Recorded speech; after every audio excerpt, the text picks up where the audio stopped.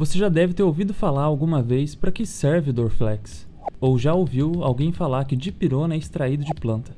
E o captopril, para controlar a pressão, nasceu do veneno da jararaca. Só que antes dessas medicações virarem comprimido, por exemplo, elas vêm parar em uma sala parecida com essa. Hoje eu vou te mostrar realmente como é testada essas medicações antes de ir parar na prateleira da farmácia. Vou mostrar um pouco como é a rotina aqui no laboratório, no departamento de Fisiologia e Farmacologia. Nossa, carreguei um senhor frasco de nitrogênio líquido, que era para ter 25 quilos, mas eu acho que tem bem mais.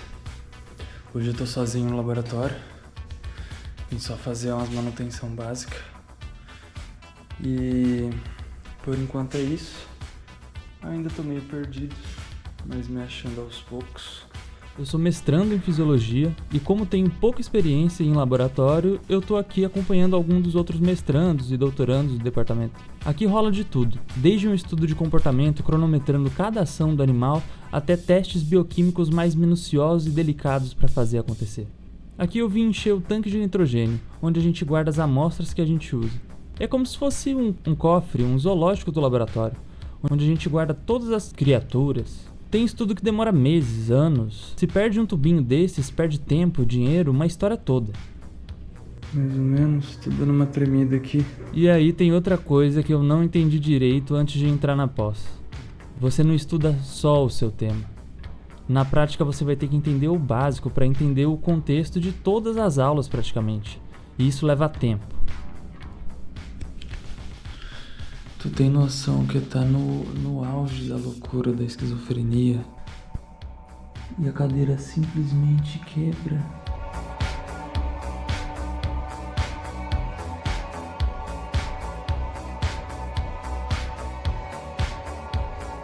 Eu tô aqui no laboratório de cultivo celular e é um lugar assim que acontece uma porrada de estudo diferente. Aquele Puran que a sua avó toma pra tireoide, aquele anti-inflamatório que você tomou quando era criança, o Ozempic que você viu alguém usando. A maioria dessas medicações hoje em dia passaram por algum ensaio in vitro. E para que serve um laboratório igual esse? Basicamente a gente consegue testar essas drogas, toxinas de várias formas e começar a ter noção como que isso vai impactar nos tecidos de uma gestante, de uma criança, de um idoso, de você. A gente de alguma forma vai criar um ambiente controlado que imita alguns aspectos do nosso corpo. E coloca a substância ali e tenta decodificar o que aquela população de células está falando pra gente. Logo no início eu estava acompanhando uma mestranda que ela estava fazendo cultura primária, que é quando você tira células direto do tecido original. A gente até pode comprar as linhagens em bancos de célula, mas essas células geralmente são imortalizadas. Elas praticamente não morrem, elas dividem para sempre. Então o metabolismo e expressão dos receptores dela é completamente irregular. Então aqui, ela está fazendo a eutanásia dos animais, seguindo o protocolo da forma mais indolor possível, aprovado pelo Comitê de Ética. Então ela faz a retirada do cérebro dos ratinhos recém-nascidos, e isso ajuda porque o tecido tem menos mielina, e facilita na dissociação e preservar melhor esse tecido. E esses estudos são muito importantes, e não é de hoje que a ciência tenta entender o corpo usando modelos assim. Na Idade Média, quando a gente não podia estudar anatomia, lá na época do Renascimento, já utilizava animais para a gente ter uma noção de como é nos humanos. No século XIX, a medicina experimental cresceu com a ideia de testar a hipótese e observar causa e efeito. Lá no século XX, leis passaram a exigir evidência prévia antes de expor as pessoas. Então, ter dados reais antes de testar nas pessoas mesmo. Que foi com a lei do FDA lá de 1938, onde começou os ensaios pré-clínicos. E a ética moderna se consolidou com os 3R, que é todo aquele protocolo que busca substituir esses modelos quando dá, reduzir quando precisa, refinar para causar o mínimo sofrimento possível, visando o bem-estar animal mesmo. Então hoje tem várias soluções para reduzir o uso de animais, mas muitas pesquisas começam com simulações em computador, em sílico, e depois in vitro, com testes em tecidos e células. E quando precisa entender o organismo inteiro, entra os estudos em animais. E depois vem os estudos clínicos, em humanos, por exemplo. E sempre tem alguém que fala, mas dava para testar direto. O ponto é, você quer garantir que sabe exatamente como funciona a farmacocinética. Então você quer garantir que você sabe mais ou menos todo o trajeto da medicação no corpo. Como que distribui sistematicamente a absorção, metabolismo, excreção, além das interações entre os órgãos e múltiplos tecidos ao mesmo tempo, para poder cruzar os dados com segurança.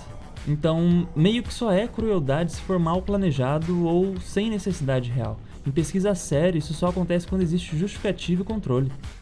Enfim, depois que ela retira o cérebro, ela ainda precisa remover as meninges, que são camadas que recobrem o cérebro, tipo uma película que envolve o tecido. Se isso fica, pode vir um monte de outras células indesejadas para o estudo, como fibroblastos, que elas podem atrapalhar a cultura e até inflamar. Então, ela dissocia o tecido com o mínimo estresse possível e depois consegue trabalhar melhor a separação entre as células nervosas e as células da glia. Porque se você não sabe, não é só neurônio que existe no cérebro.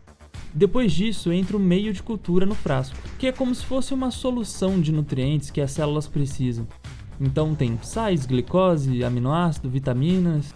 Muitas vezes tem suplementos como glutamina, e em alguns casos antibióticos e antifúngicos. E aí as células embebidas nesse meio vão para a incubadora de CO2, porque muitos meios usam um sistema que depende do CO2 para manter o pH em uma faixa fisiológica, lá por volta do 7,2, 7,4. Então as células consomem os nutrientes do meio e liberam subprodutos. E o CO2 consegue difundir no meio e manter o pH fisiológico. Louco, né? E aí sim vem a parte de testar a substância e medir a reação da célula, de um jeito mais controlado e visível. Depois de toda essa loucura, eu ainda fui para uma aula de embriologia que foi muito massa. Dava para ver cada detalhe do tecido, e em cada fase. Tá? Cartilagem. E depois, então, a gente tem que lembrar, por exemplo, olha aqui, ó. Tá com uma objetivo ali. Ó. Muito bom. Isso aqui, ó. A gente tem essas células, esses corpos grandes aqui, ó. Plano. Cronograma. Tá? Mas eu percebi que tá tudo só começando, porque a gente ainda teve esse problema. Cheguei agora no laboratório, tô sozinho aqui no prédio praticamente. A gente teve um problema no nosso tubo de CO2. Nosso tubo não, né? Nosso cilindro de CO2. Parece que o manômetro tava vazando, então...